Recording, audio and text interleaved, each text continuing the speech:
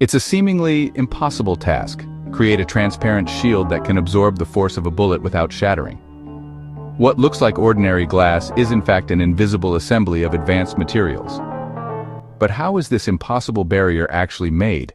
The secret lies not in one single pane, but in multiple layers.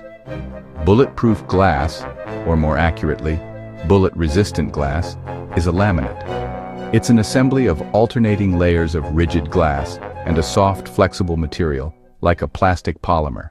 The process begins with cutting large sheets of glass to the precise size needed. A thin, transparent sheet of polymer is then carefully laid between each glass panel. This is a meticulous, hands-on process to ensure no air bubbles are trapped, as even a small imperfection could compromise the final product. The most critical step happens in a high-pressure oven called an autoclave. The stack of glass and polymer is placed inside, where immense heat and pressure fuse the layers into a single cohesive unit.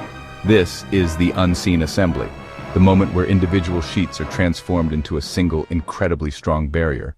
From a simple stack of materials to a life-saving shield, the creation of bulletproof glass is a testament to the unseen assembly of science and engineering.